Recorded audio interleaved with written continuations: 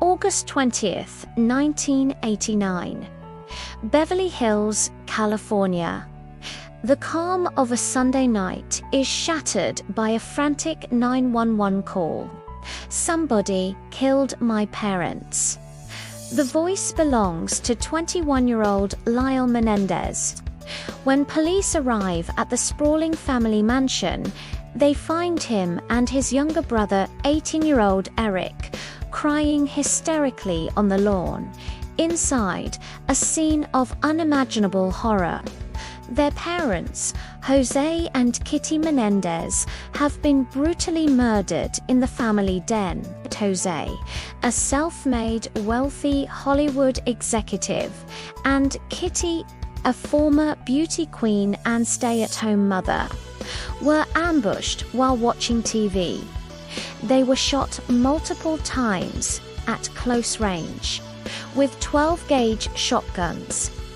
The attack was so violent, so personal, that it was almost unrecognizable. The room was a mess of shotgun shells and shattered lives set against a backdrop of obscene luxury. The TV, eerily, was still on. Initially, detectives considered it a professional, mafia-style hit. José had a reputation for being ruthless in his business dealings, and the execution-style killings seemed to fit that theory. The two sons, Lyle and Erik, appeared to be devastated, projecting the image of grief-stricken orphans. They were seen crying at the funeral, their sorrow captured on camera for the world to see. But almost immediately, their behavior started to raise eyebrows. While the police were searching for mob connections, the Menendez brothers were searching for new ways to spend their parents' fortune. In the months following the murders, they went on a legendary spending spree, blowing through an estimated $700,000. Lyle bought a Rolex watch and a new Porsche. Erik hired a personal tennis coach. They bought a restaurant, took lavish trips, and threw parties. Their actions didn't seem to match their supposed grief. It looked less like mourning and more like a celebration. The question on every detective's mind was, why weren't they acting like grieving sons? The investigation dragged on for months with no arrests. The brothers' extravagant lifestyle made them prime suspects, but investigators lacked the hard evidence to charge them. That all changed with a single, explosive tape recording. Overwhelmed by guilt, Erik confessed the entire story to his psychologist, Dr. Jerome Azil. He detailed how he and Lyle had planned and carried out the murders of their parents. But here's the twist. Dr. Ozell's mistress, Judalon Smythe, was listening in and secretly recording their sessions. She was afraid for her own safety and eventually went to the police. This confession was the breakthrough the case needed. In March of 1990, Lyle and Erik Menendez were arrested and charged with the murder of their parents. The tapes, though legally complicated, painted a clear picture. The brothers had bought the shotguns just days before the killings. The narrative of a mob hit was replaced by a far more disturbing story: patricide and matricide. The question was no longer who did it, but why it, and the answer would ignite one of the most sensational and controversial trials in American history. The prosecution presented a simple, powerful motive: Greed. They argued that Lyle and Erik were spoiled, impatient young men who couldn't wait to get their hands on their parents' $14 million estate. They killed for the money, pure and simple.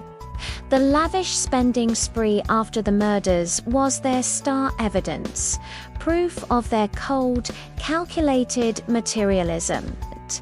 They were portrayed as monstrous, sociopathic killers who used their wealth and privilege to commit the ultimate betrayal. But the defense told a completely different story. It wasn't about greed, they argued. It was about survival. In a shocking courtroom turn, Lyle and Erik took the stand and testified to a lifetime of horrific abuse. They described their father, José, not as a successful businessman, but as a tyrannical, cruel predator who subjected them to years of intense psychological and sexual abuse. They claimed their mother, Kitty, was a volatile, depressive alcoholic who was aware of the abuse but was too weak and frightened to stop it. According to the brothers, the night of the murders was the terrifying culmination of this abuse. They claimed they lived in constant fear that their father, having discovered they might expose him, was going to kill them first. So, they said, they struck preemptively, killing their parents out of a desperate, terrified belief that it was the only way to save their own lives. The testimony was gut-wrenching and graphic. It split public opinion right down the middle. The trial, broadcast live on court TV, became a national obsession. Were the brothers manipulative liars using a made-up story to escape justice? Or were they deeply traumatized victims who had finally snapped after years of unspeakable torment? People across the country debated the case around their dinner tables. Some saw two broken young men pushed to the brink. Others saw brilliant actors performing for their lives. The jury was just as divided as the public. After months of testimony and deliberation, they couldn't reach a unanimous decision. The result was two separate mistrials, one for each brother. The case had reached a deadlock. The Menendez name was now a pop culture phenomenon, a shorthand for a certain kind of gothic upper-class family dysfunction.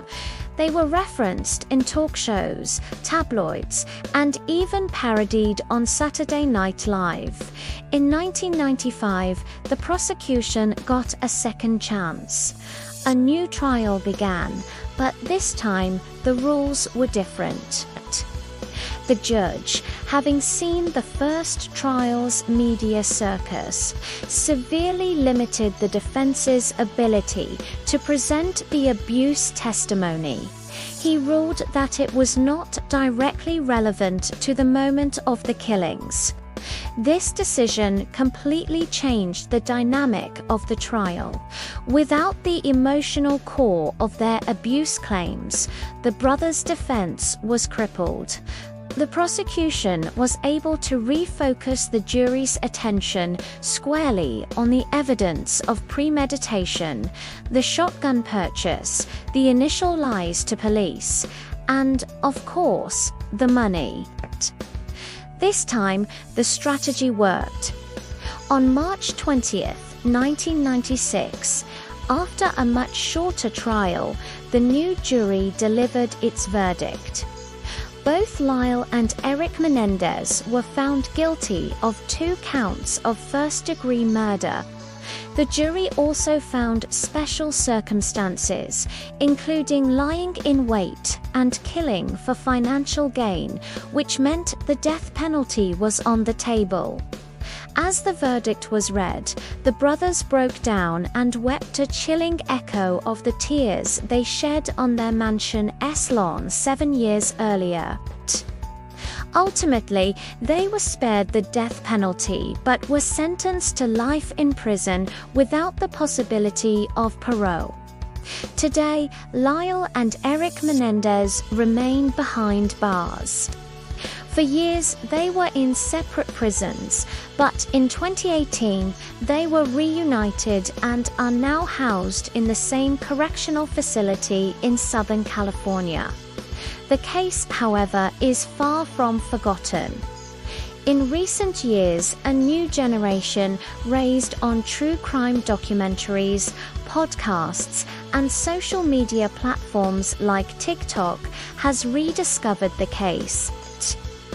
A wave of new content has re-examined the evidence, especially the abuse allegations that were suppressed in the second trial. Public opinion has begun to shift. Many younger people, viewing the case through a modern lens of trauma and mental health awareness, are more inclined to believe the brothers' story. The black and white narrative of greedy killers has been replaced by a more nuanced and perhaps more sympathetic gray area. Were they cold-blooded murderers, or were they victims of an abusive system, both in their home and in the courts? The Menendez case left an indelible mark on the American consciousness. It forced us to confront uncomfortable questions about wealth, family secrets, and the nature of justice. It was a story that had everything: a glamorous Beverly Hills setting, extreme violence, and a dark, twisted family dynamic. Decades later, the truth remains as elusive and divisive as ever. Two brothers, two parents, one mansion, and a tragedy that forever changed how we look at the dark side of the American dream. Thank you so much for watching. What do you believe happened in that mansion? Let me know your thoughts in the comments below. And if you're interested in more deep dives into fascinating cases, please hit that like button and subscribe to the channel. We'll see you in the next one.